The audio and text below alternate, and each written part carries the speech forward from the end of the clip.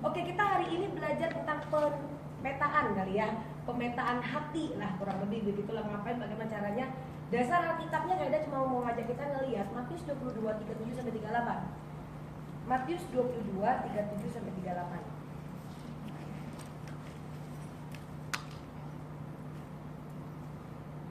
Oke ya.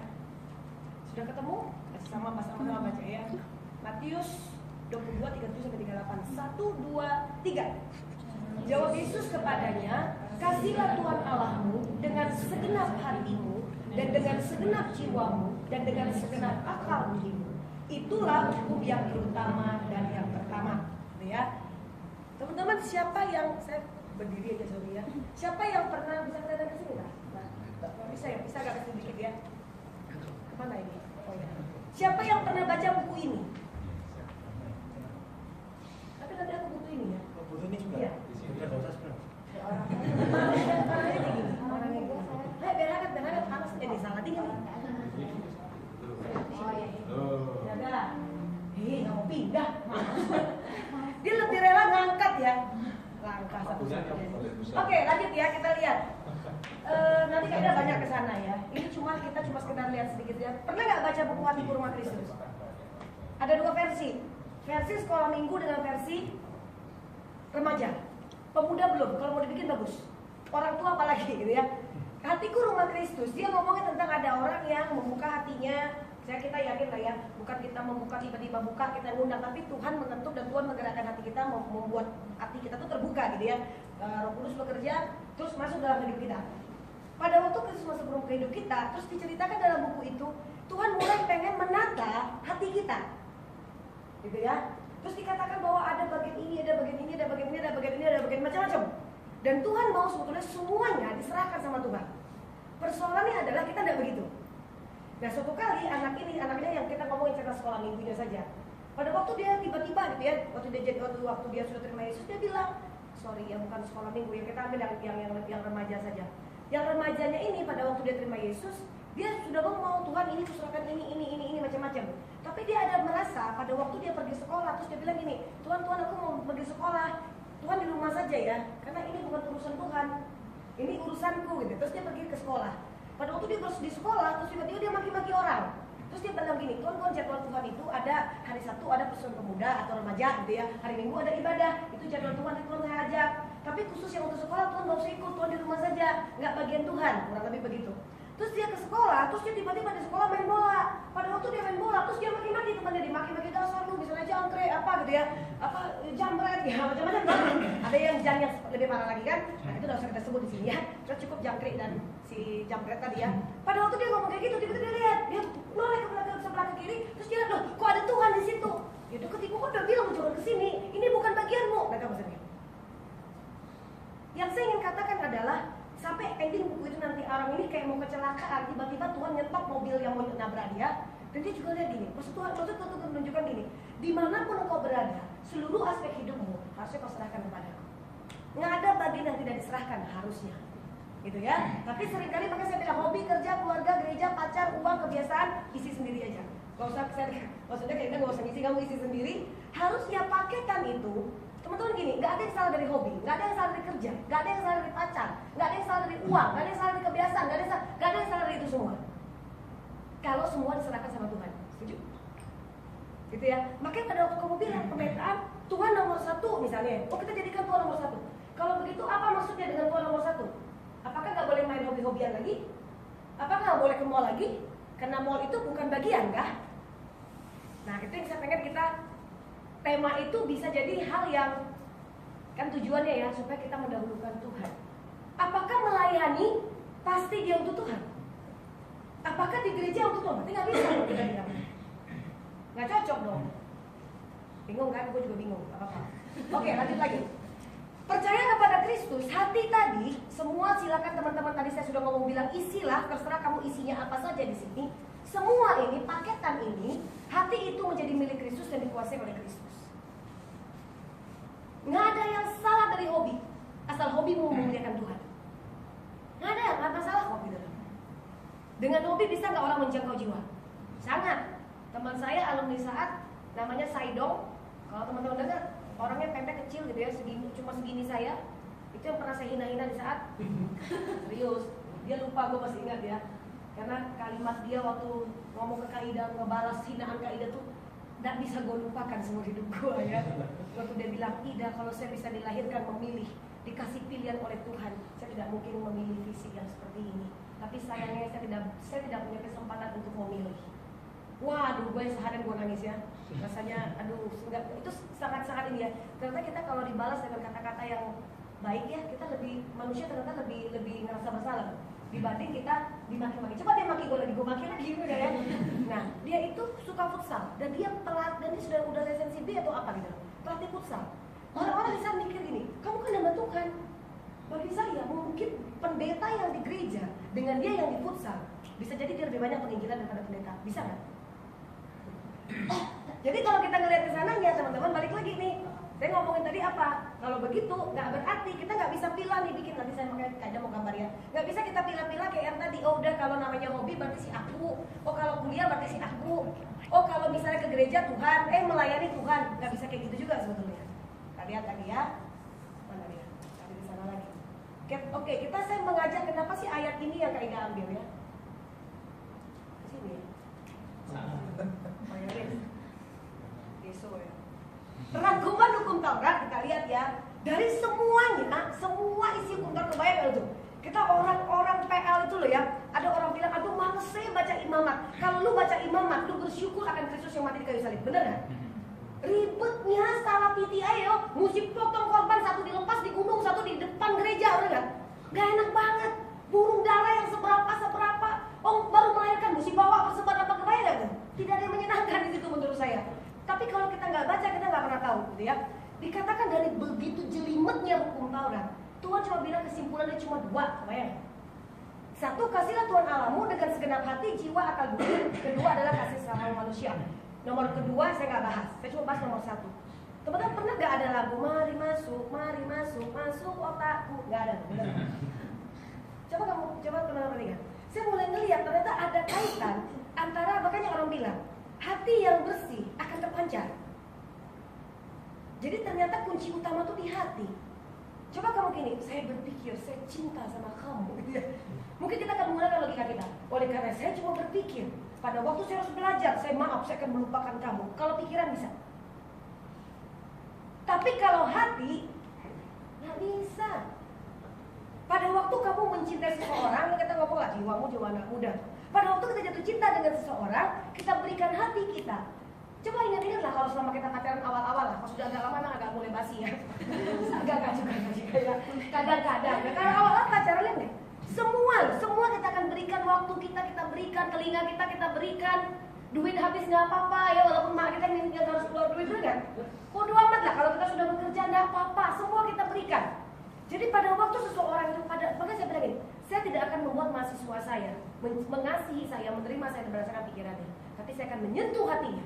Karena pada saat hati yang melakukan sesuatu, maka hati itu akan menyentuh hati lainnya. Makanya pada waktu orang sudah mulai, kalau orang pakai pikiran saja misalnya ya, karena hati berkaitan juga dengan perasaan kan.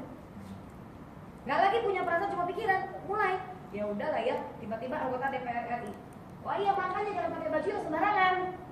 Ingat kasus Yuyun tuh pakai baju pramuka. Apanya yang sembarangan? Terus mulai lagi orang menyalahkan apa? Oh nyalahkan dia, makanya tuh pendidik jangan ada lagi masuk-masuk apa video-video yang terlalu begitu masa mudah. Bagi saya bukan masalah di situ juga. Nah itu juga persoalannya gitu. Tapi mungkin ada hal-hal lain yang harus diiniin lagi. Mungkin anak-anak tuh bayangin lah miras apa-apa komputer. Dan semakin itu semakin gila loh, lihat kan? Bapak aja udah nggak punya hati kan? Mungkin dia sudah menggunakan pikirannya. Tidak apa-apa lah. Mau gimana lagi? Istri gue nggak bisa ngeladeni gue, anak gue udah gue sikat 4 tahun kan? 1 bulan terakhir kita lihat ya. Peristiwa perkosaan semua yang di Ngagel terakhir kan? Di Ngagel kan yang terakhir yang ada juga kejadian bahwa maksudnya anak umur berapa tuh? 13 tahun atau berapa? 12 tahun atau berapa tahun? 13 tahun nggak maksudnya? Di perkosaan ini juga kan? Maksudnya terlalu banyak, semakin banyak gitu. Nanti lama-lama ketika orang adalah gunakan pikirannya gini, ya udahlah ya, nggak apa-apa lah ya. Ya namanya juga ya gimana lagi? Ya saya terpengaruh dengan mulai gitu kan? Saya terpengaruh dengan minuman. Nanti disalahkan minuman, benar nggak? Nanti lama-lama apa? Semua disalahkan. Tidak mau menerima bahwa ya aku harusnya nggak boleh gitu. Kenapa? Nggak punya hati lagi. Gak usah, banyak orang mata hati manusia saat ini sudah lebih parah daripada hewan, daripada binatang kalau menurut gue. Nah sama, ketika gue kaidah gunakan pikiran kaidah, gue marah tuh ketika dibilang hukuman cuma 10 tahun di orang-orang itu. Bagi gue 10 tahun gila, 10 tahun gitu ya. Mudah-mudahan tuh anak kena sekali itu. Itu langsung rasa kayak kenapa? Kaidah gunakan pikiran. Terus tiba-tiba ada satu orang nyeletuk di Facebook gue ngomong, belajar seperti Yesus. Gue rasa tambah marah ya, udah ngajar tuh ya gitu ya. Tapi waktu ngomong kayak gitu, langsung kita pikir lagi, kalau Yesus pakai pikiran saja tanpa pakai hati dengan yang penuh belas kasihan itu, habis loh kita semua, bener. Berarti tetap kan yang terus akhirnya gue ngomong gini aja supaya aman kan. Ya hukum adalah hukum kan gitu. Tapi maksud kaidah adalah yang tidak tepat adalah lu begitu mudahnya 15 tahun terus atas nama tidak dikebiri adalah atas nama kemanusiaan. Terus yang mereka lakukan atas nama apa? Itu Yuyun itu sampai apa? Maaf ya, vagina dan anusnya itu robek gara-gara 14 orang itu yang memperkosa dia. Apakah itu disebut kemanusiaan dan dikebiri dianggap itu dianggap nggak masalah, tidak menentang kemanusiaan? Kalau kebiri menentang kemanusiaan. Kalau udah gila kan manusia kan otaknya udah gak jelas. Coba berbicara dari hati orang tua si Yuyun, dari hati keluarganya Yuyun, mungkin akan berbeda. Tapi sama juga, coba saya berbicara dari hati yang punya anak remaja. Dan ibunya lah yang anak gue mau dikebiri, berarti gak ada lagi keturunan anak gue, kebayang kan? Nah memang susahnya minta ampun. Makanya kalau hati kita gak kita serahkan full sama Tuhan, habis kita. Tapi kemudian lagi apa teman-teman? Pada waktu hati kita bilang kan, makanya dibilang kasihlah Tuhan Allahmu. Saya berasumsi teman-teman ya, semua engkau yang duduk di sini, yang ada di sini adalah orang yang sudah percaya Yesus. Saya mengasumsikan begitu. Kalau belum silakan kau bergumul sendiri ya, doa Tuhan. Sejauh mana sih sebenarnya Tuhan Yesus itu jadi Tuhan dan Juru Selamatku gitu ya. Gumulkan di hadapan Tuhan. Tapi saya berpikir dengan tema ini kita tidak mungkin bisa ngomong ke lebih panjang lagi kalau kita masih ada berpikir, jangan-jangan ada yang belum percaya Yesus gitu ya. Saya mengasumsikan semua sudah percaya Yesus. Teman-teman, pada waktu kita semua sudah percaya Yesus dan Tuhan menginginkan apa? Umat Israel pada waktu Tuhan tidak menginginkan mereka ikuti aturan, cuma sekedar takut dihukum. Tapi Tuhan pengen apa? Lakukan itu karena engkau mengasihiku. Kasih itu sebagai dasar. Kasih itu yang membuat kita mempersembahkan hati kita kepada Tuhan, benar gak? Kasih itu juga yang membuat kita mempersembahkan hati kita kepada, karena hati kita mengasihi duit, fokus kita kepada uang, benar gak?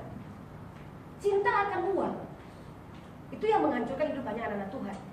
Terus kita lagi karena kasih kita, cinta kita hati kita berikan kepada seseorang, akhirnya hidup kita hanya tentang dia. Kita lupa bahwa hidup kita tentang Tuhan, bukan tentang dia. Bukan persoalan relasi pacaran ini, tapi pada waktu engkau memberikan hatimu full ke dia, gitu ya. Makanya ada kalau kita lihat tuh yang ada klip yang pernah diputar di sini atau di remaja saya lupa. Yang hatinya tuh loh dikasih sama Tuhan terus tiba-tiba diambil lagi, kasihnya ke cewek, itu kan? Terus diambil lagi sama dikasih lagi sudah setempat ya. Terus tiba-tiba diambil terus dia bilang, dia mau bermain, diambil lagi dari Tuhan, dikasih lagi kepada bermainnya terus potong lagi jadi setengah. Itu suatu klip yang bagi saya sederhana tapi menarik. Nah itu yang terjadi, kita nggak bisa bikin dalam hati kita kotak-kotak itu, aku mau ini, aku mau cuma separuh, harusnya tidak begitu ya. Nanti saya jelaskan kalau pakai ini kita bahas ayatnya dulu ya. Teman-teman sudah tahu ayat ini ya, nggak perlu lagi ini. Sekarang maksud kaidah adalah coba kita mulai bikin nih, sebutkan atau silakan buat prioritas dalam hatimu. Saya lupa ngomong ya, harusnya suruh semua buku kertas.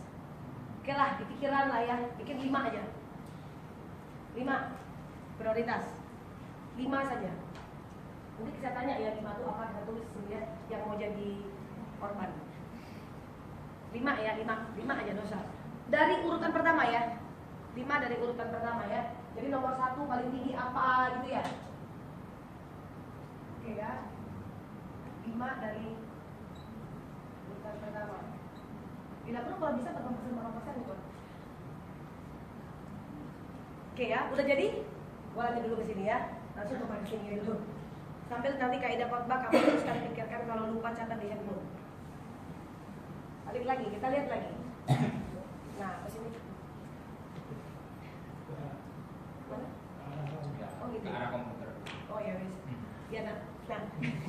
Dia mau kan.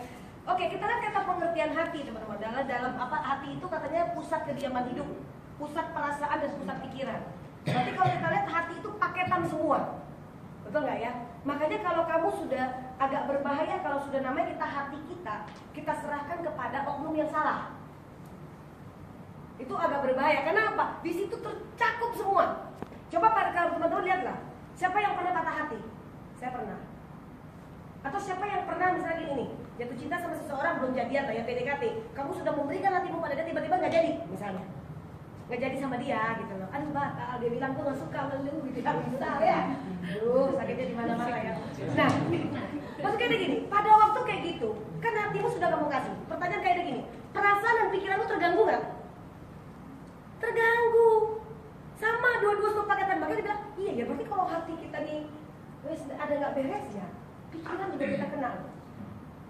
Makanya pada waktu hatimu kamu serahkan sama Tuhan dan dikuasai oleh Tuhan, berarti perasaan dan pikiranmu harusnya dikuasai oleh Tuhan. Nah persoalannya adalah nggak mudah, setuju?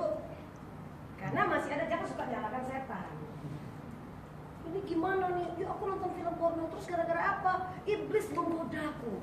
Pada saat itu iblis menggoda. Nanti kalau iblis ngomong ini, yang mau nonton kok gue yang salahin gitu ya. Gue nggak ngapa-ngapain. Oh semalam gue nggak ke tempat lu kok. Kenapa lu nyalain gue sekarang waktu ngaku dosa? Bisa loh kadang-kadang bisa kayak gitu kan? Kenapa? Karena kalau kita rasa apa? Kita kan masih terdiri dari darah dan daging kan? Lepas dari setan-setan aja dulu.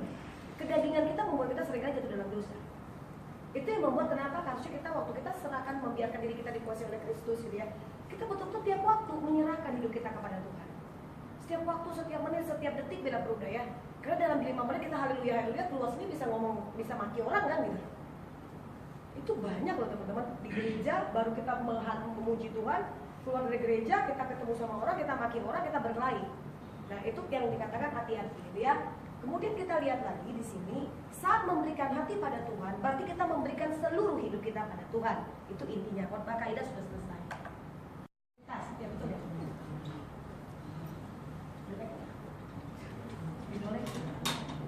Oke, siapa yang mau jadi korban? Kita mau ngomong ke 5 hal yang dia pikirkan yang tadi kalau diingat buat prioritas 5, 1, 2, 3, 4, 5 apa saja. Gak ada pesan gak apa-apa lah. Tapi nomor 1 apa? Gue yakin di sini semua akan bilang nomor 1 tuh. Ada yang tidak? Ada nggak? Ada nggak? Yang jujur dari hati. Dari hati juga kita pengennya. Anggaplah ini pengennya kita. Pengen banget ya. Nomor 1 tuh Tuhan. Pengen lah ya. Oke, nomor 2.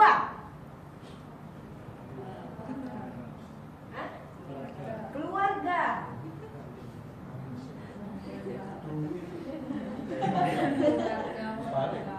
Keluarga. Karir. Ada yang kebalik ya, karir itu berkeluarga ya. Oke. Enggak apa-apa. Nanti bisa ini nih karir ya. Bisa gini lah ya. Sama nanti apa? Hobi. Oke, 5. Makan. Makan ya, kalau makan nggak prioritas lagi tiap hari ya. Itu kalau udah makan sih. Kuliner bisa jadi apa ya? Masuk ke hobi kali ya. Hobi kan bisa kuliner, bisa jalan-jalan tuh loh, yang pergi-pergi kita ikut-ikut tur ke luar negeri itu loh. Duit dikumpulkan tuh itu. Pas lagi nolong orang nggak bisa, nggak ada duit tuh tur ya. Oh iya tuh bisa nggak? Itu kelihatan tuh. Apakah hobimu itu untuk Tuhan atau tidak? Ketika dia bersaing untuk suatu kebutuhan yang lebih penting, kita pilih yang mana? Nah itu ketahuan dari situ tuh. Yang kelima apa? Itu lagi lah tambahan. Teman ya. Pacar boleh lah ya, teman, pacar. Oke ya.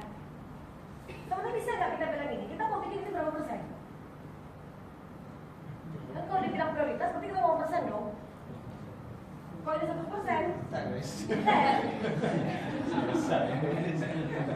ya toh, makanya tadi kayak dia bilang apa? Kalau ibarat, gue nggak usah gambar ya, bodoh lah.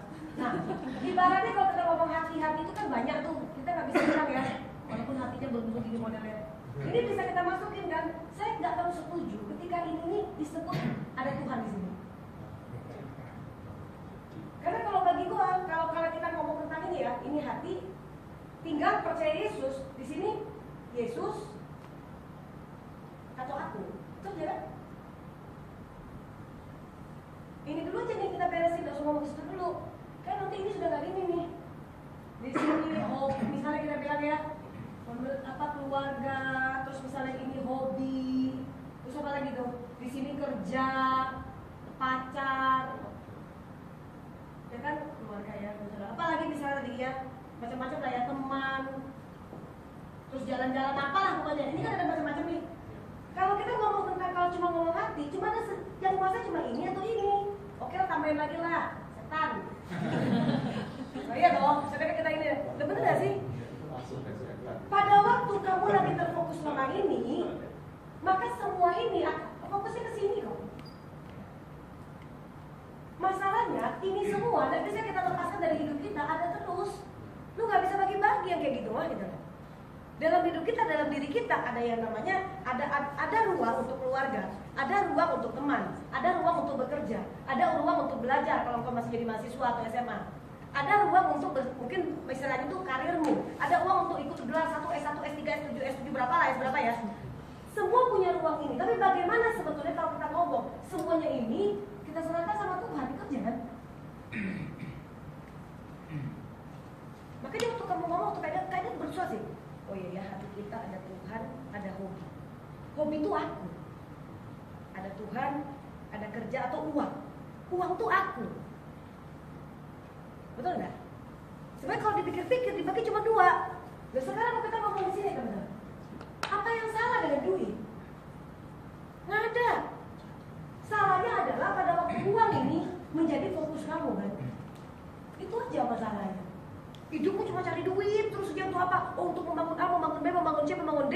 Sampai kamu lupa bahwa Tuhan juga menginginkan kamu dapat uang untuk berbagi sama orang lain. Jadi kalau kita ngeliat di situ, berarti kan kamu bilang oke, Tuhan aku punya hobi ini nih. Kita tinggal pilih-pilih saja. Kenapa kayak dia ngomong kayak gitu? Misalnya kita masukin lah, dan misal ya di sini melayani, di sini ibadah, bisa ditangkap kalau kami. Bisa bilang, ya enak cuma segini toh untuk Tuhan.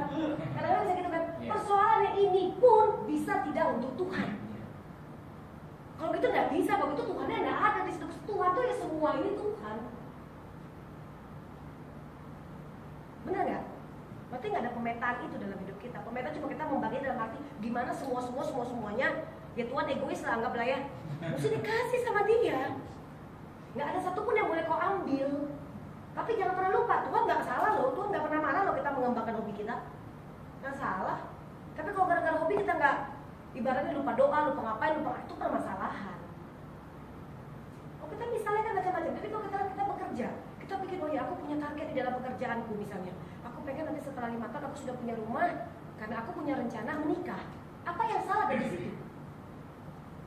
Tapi kalau kamu untuk mencari rumah untuk menikah tadi, misalnya rumah tiba-tiba cari sana, melayani kagak, doa kagak satu dan tidak melibatkan Tuhan juga, itu persoalan. Kalau yang kamu sempat, kan ngomong tuh, aku akan pergi ke kota anu dan begini. Masalahnya di mana? Perencanaan salah nggak? Kalau kita nggak ada perencanaan, nggak sukses kita, percaya saya. Salahnya adalah pada waktu kau bikin perencanaan, kau tidak melibatkan Tuhan. Itu masalahnya. Harusnya engkau berkata jika Tuhan berkenan aku akan melakukan ini dan ini. Benar ya? Oke, ada yang nanggapi dulu. Kalau kita masih lebih lanjut. Kan pemudaan kita berdiskusi lah ya. Masuk kaidah ada lagi nih. Padahal tuh kaidah pulang tuh, tapi lihat tuh ya untuk kasih tema dia. Kau pikir, tapi ya juga sih ada yang hati untuk Tuhan, ada yang bukan. Terus kau pikir lagi. Kau pernah ngalami pelayanan tuh untuk diri kau sendiri, cari duit. Pelayanan tuh pernah ngalamin, oke kan? Oh berarti tidak bisa. Jadi tidak seakan-akan, orang itu ya dia hidupnya betul-betul untuk Tuhan. Selasa latihan paduan suara, Kamis kunjungan, Sabtu persekutuan, Minggu ibadah 4 kali dia ikut lagi apa namanya itu udah kayak gitu dia ikut istilahnya apa? Oh ada acara-acara KKR dia ikut itu semua. Apakah itu menjamin dia semuanya adalah untuk Tuhan? Tidak ada yang tahu. Tuhan yang paling tahu nanti, dia akan bilang aku itu bukan untukku, kok untukku sendiri. Itu yang makanya dia bilang, saya nggak ngomongin kalian lah, ngomongin gua aja. Hampir setahun loh, gua pelayanan tahunnya lupa ya tahun berapa ya. Betul-betul hidup gua cuma untuk duit. Kenapa? Punya mimpi, punya banyak hal. Jadi dipikirkan kaidah adalah apa? Khotbah sebanyak-banyaknya dan tidak pernah mau menolak khotbah. Kenapa tidak mau menolak khotbah? Sekarang sebenarnya gua sudah banyak nolak ya. Tapi kadang-kadang kalau sulung gua agak susah lah nolaknya ya. Maksudnya siapa tanya saya, kan kalau kaidah ya, dia cuma pagi satu gua jam 7 sampai jam 10. Kalau sore minta gua terima. Sekarang enggak mau. Pokoknya pagi sudah, 2 kali sudah, sore enggak mau lagi. Tapi kalau dulu tidak, oh pagi, siang, sore, bila perlu, jam berapa lu bila perlu gua kayak orang hebat gua pernah ngerasa. Terus ngerasa kayak apa? Jam 7 kayaknya di GKA Trinitas, jam 9 waktu itu disulung. Kalau kalian ingat tuh gua disulung yang gua tidak pakai doa berkat, gua langsung berangkat terbang balik pergi ke mana? Ke Agape. GKA Agape waktu itu remajanya jam 11. Gua khotbah di remaja di situ, gua istirahat, gua balik pulang ke rumah 4:30 gua di GKI Cimorsari. 4 kali dalam dalam minggu itu. Di hari Minggu tuh 4 kali khotbah. Apa yang gua cari? Uang. Untuk apa? Karena waktu itu target pertama gue adalah beli mobil. Sekarang gue gak mau lagi kena. Target kedua sebenarnya kan beli rumah. Tapi kayaknya dapat beli mobil kemarin, bukan dapat yang waktu gue ngumpulin duit yang ngantrak itu, bukan. Serius, bukan. Itu duit gue habis, gue gak tau kemana duitnya. Padahal pendapatan gue tuh berkali-kali lebih gede dari gaji di UC. Dari khotbah tau lo. Amplopnya gede-gede ya, jadi begitu kan ya, wah banyak ya, tapi dia kasih bulan, habis, lu kebayang gak? Gue udah tau udah kemana ya tuh duit ya, gak ngerti. Tapi lihat nggak, pada waktu kita sudah menggeser, itu untuk punya banyak cara gitu ya, kayak menghajar kita dengan caranya. Misalnya, kamu, makanya kayak bilang tadi, kita nggak bisa ngomong bahwa orang luar, orang yang lihat kayak dari luar, dia kan mikir gini, wih gila ya, keren ya, dia pelayanan ya untuk Tuhan ya, dia nggak kenal capek ya untuk Tuhan ya. Lihat dah, gitu kan kita akan mikir kan. Yang tahu nggak Tuhan mungkin tertawa bilang, woi, gue nggak ngerasa tuh gue nggak capek lu, ntar lagi gue matiin lu, dengan langsung ngomong. Sebenarnya ada loh pemikiran kayak gitu. Kita sudah terfokus kepada yang ini tadi. Akhirnya kita semua prioritas kita sebetulnya segala sesuatu termasuk kan gini, teman-teman kalau pelayanan hanya untuk dipuji orang. Berarti kan prioritasmu bukan Tuhan kan? Apanya dipeta-petain? Nah ada petaannya, buang tuh peta. Loh pemetaan kan katanya, kita tema kita sekarang itu memeta hati kita, hati yang mana dipetain. Kita bilang kita nggak bisa bedain kok antara kita melayani ketika dibilang orang jelek kita ngamuk. Udah pulang sekarang tidak mau melayani. Untung Tuhan nggak bilang ya sudah nggak mau gitu ya. Saya bersyukur nggak, gue pembina lu. Kalau gue pembina lu, dulu gue baru jadi pembina, ada yang bilang saya tidak mau lagi pelayanan. Gue jawab nggak usah. Serius. Makanya nggak cocok kata dia kalau kerja masuk ke gereja ya kasihan ya semua anak-anaknya habis binasa semua. Nggak ada gue bujuk-bujuk. Kenapa gue nggak mau bujuk-bujuk? Lu yang untung melayani ngapain gue mesti bujuk lu, enak aja lu. Nggak ada loh. Datang Taida misalnya besok kan, dia bilang ayo pergi kita melayani. Terus dia sembunyi di dapat kelihatan. Terus gue bilang sama mbaknya, saya tahu ada dia di dalam. Nggak ada. Gue telepon. Dulu di rumah kan. Terus dia bilang iya lah usah. Kebetulan gereja masih Chinese loh. Ini loh usah, aku tuh bukan begitu gini. Gue kasih tau lu ya. Ini hari pertama dan terakhir kali gue ngunjungin lu. Terus gue bilang, maksudnya kamu nggak mau ke gereja kan? Memang gue datang ke lu mau ngajak lu ke gereja, tapi karena sikap lu kayak gitu gue perlu lu ke gereja. Lu pikir lu siapa? Nggak butuh gue, lu ngerti lu? Ya, ya makanya gue bilang nggak bener kan? Gue gak di gereja, mati semua jemaatnya hilang. Nah, terus kita bilang, tapi kalau gembala kan musik mati, aduh, dia kayak anak. Nah, terus saya katakan adalah nggak bisa kan? Kita tidak bisa ngomong kalau orang yang aktif di gereja itu adalah berarti prioritasnya Tuhan. Nggak bisa. Yang paling tahu prioritasmu adalah dirimu. Tuhan ini hobiku Tuhan. Aku pengen dengan hobinya aku mau muliakan Tuhan. Apa? Sepak bola? Nggak apa-apa. Di sepak bola kamu bisa ketemu orang kan? Di futsal kamu bisa ketemu orang. Di karate kamu bisa ketemu orang. Di gym kamu bisa ketemu orang. Nonton AADC pun kamu bisa ketemu orang. Iya toh. Apalagi nanti ada stupid boss ya. Itu kok nonton gitu ya. Karena apa Ahok nonton ya. Ahok nggak nonton, gue nggak nonton. Kan Tuhan lu jadi Ahok nih, gue kan? Nah, bahaya. Kenapa? Ahok juga nonton artis. Iya, itu kan gara-gara ada artis yang sama. Ahok itu lemah juga dengan perempuan. Oke. Kalau ngomong lagi nanti. Teman-teman kita yang masuk ke ide adalah, yuk sama-sama kita ngelihatnya adalah pada waktu kita kita diomong Tuhan, ku berikan, ku persembahkan hatiku kepadamu. Berarti nggak ada lagi bagian yang tidak kamu serahkan. Semua. Katanya apa ya Galatia 2:20 ya, hidupku bukannya aku lagi, tapi Yesus yang hidup dalamku. Itu jelas loh konsepnya. Cuma dalam arti gini nih, makanya gue bilang kalau lu nanti punya harus baca tuh Hatiku Rumah Kristus. Mungkin ada versi orang gede ya, tapi waktu itu kayak ada versi anak kayak ini. Mesti gini loh, untuk menyerahkan dalam rangkaian semua ini sama Tuhan itu kita belum bisa. Kita mungkin masih bisa menyerahkan di mananya, di melayaninya. Tuhan, aku ingin melayani Engkau. Masih di sini kita serahkan. Ini belum keluarga.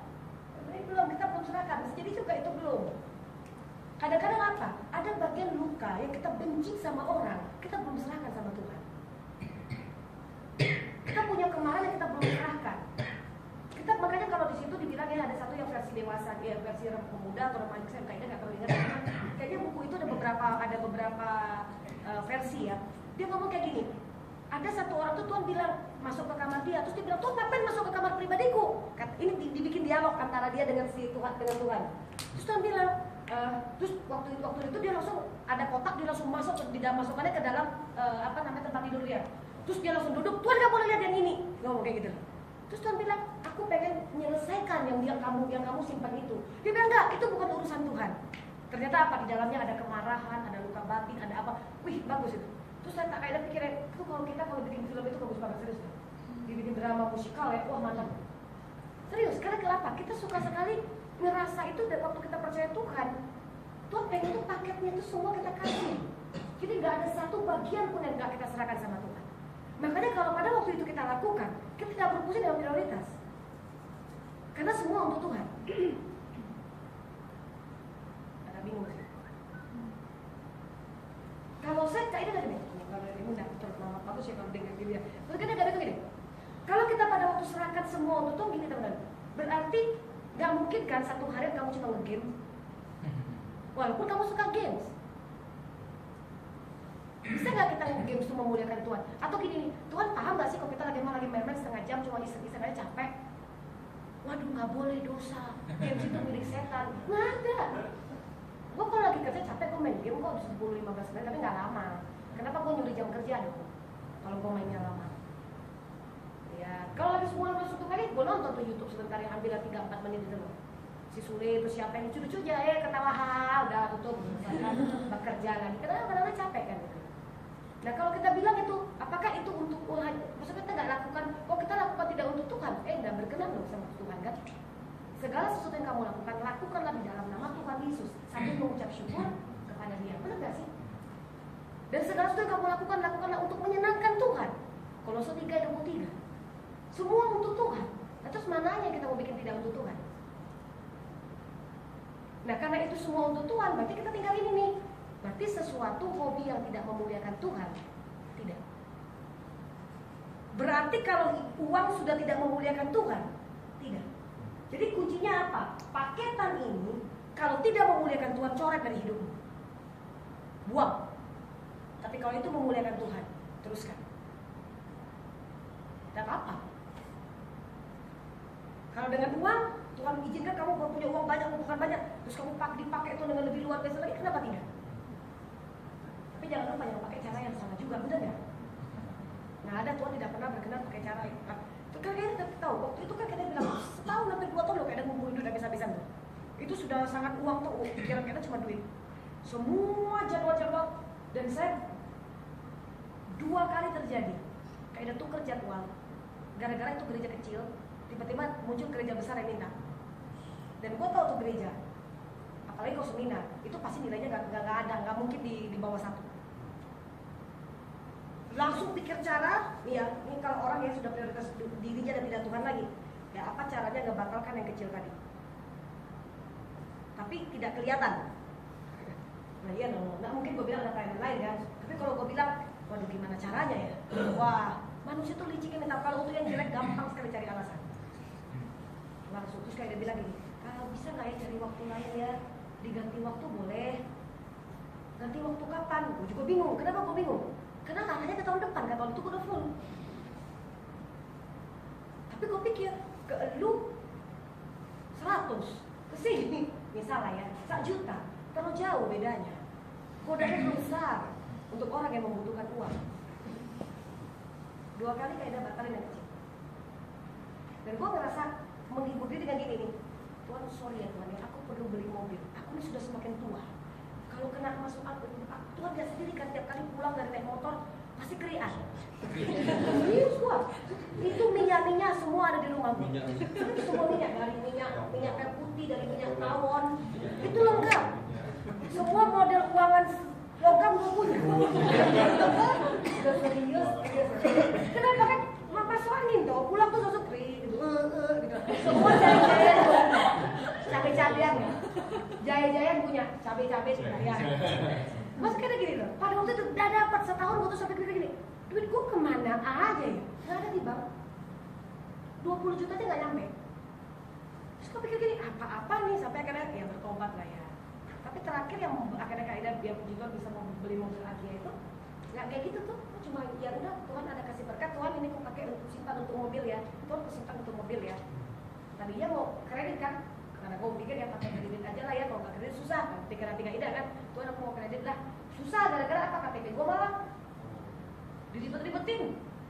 Gue bilang udah lu juga lu butuh duit, sama-sama butuh duit jadi ribet-ribetin. Padahal kan gue udah jelas kerja di UC kan harusnya tahu dong, masa gue mau lari gitu ya. Akhirnya kena Tuhan, ini nggak bisa, ini susah banget gitu ya. Waktu itu uang Kaida sudah 70 juta kalau nggak salah. Tapi Agia kan 109 ya, saya punya yang 109 kalau nggak salah. Ditutup dah sama kakak. Namanya untuk bisa, oh iya gue juga manusia yang bergumul.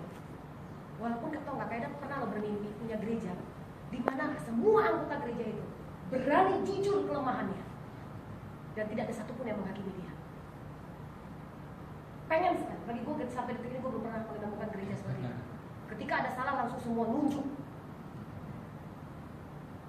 Makanya banyak anak Tuhan termasuk hamba Tuhan tidak pernah berani mengungkapkan kelemahannya, dan akhirnya dia nggak pernah menang dari kelemahan itu karena dia tidak punya komunitas untuk men-sharekan kelemahan.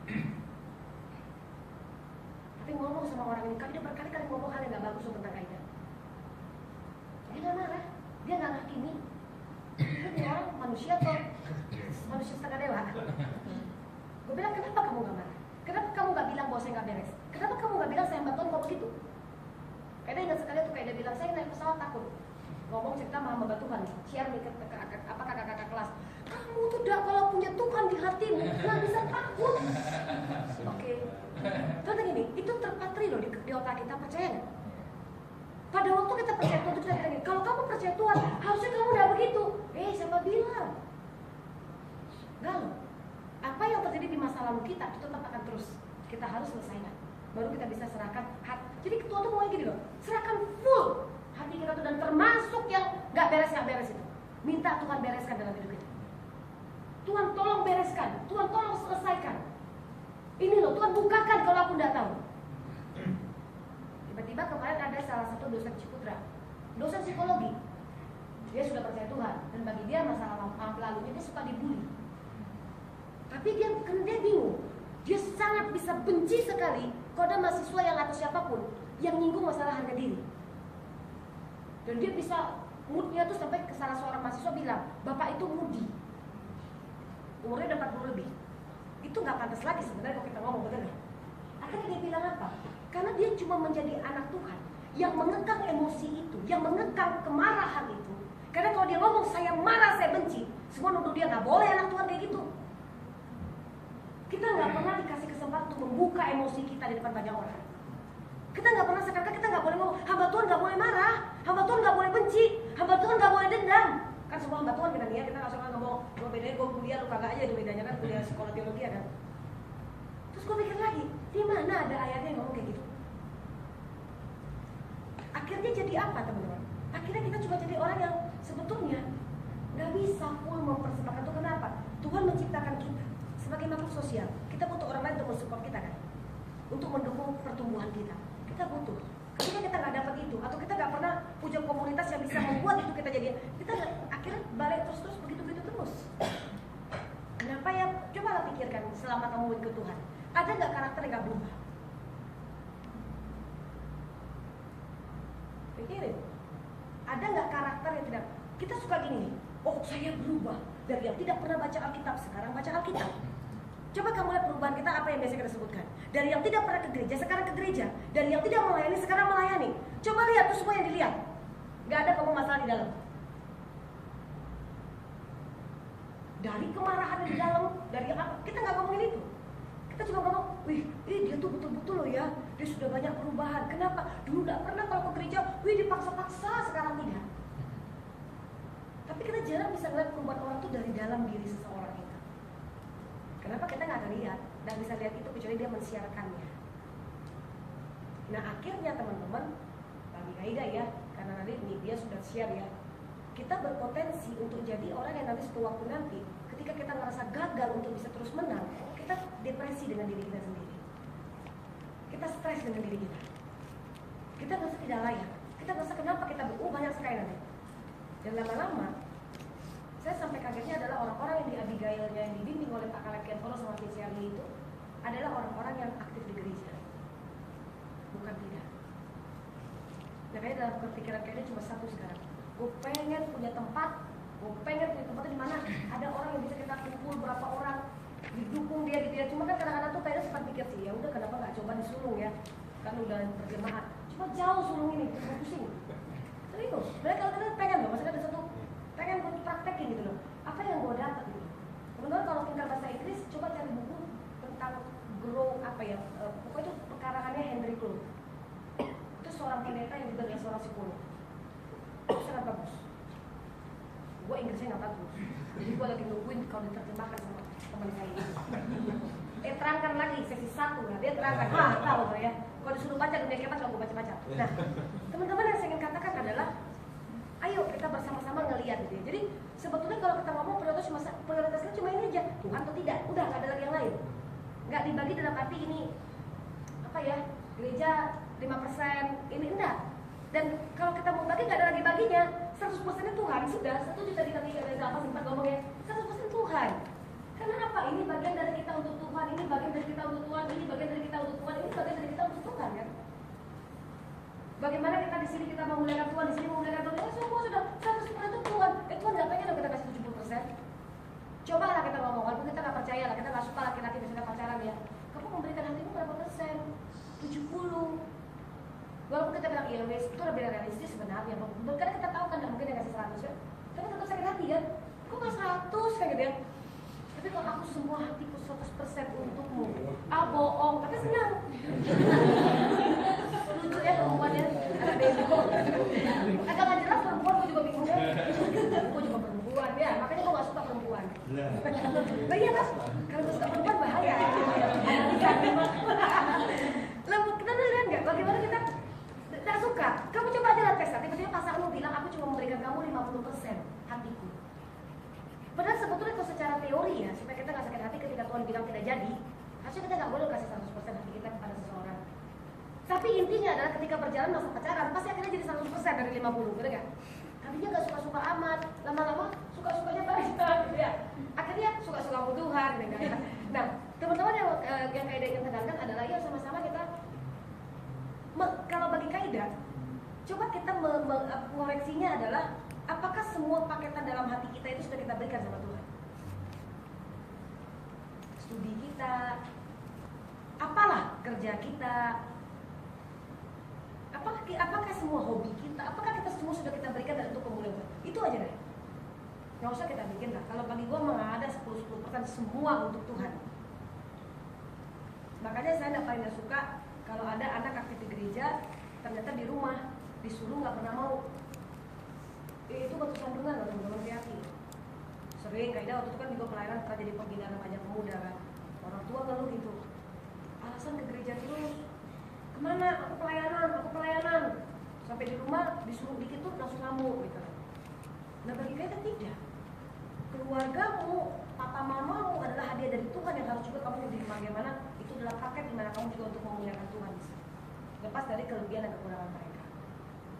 Betul nggak? Oke, ada yang mau share?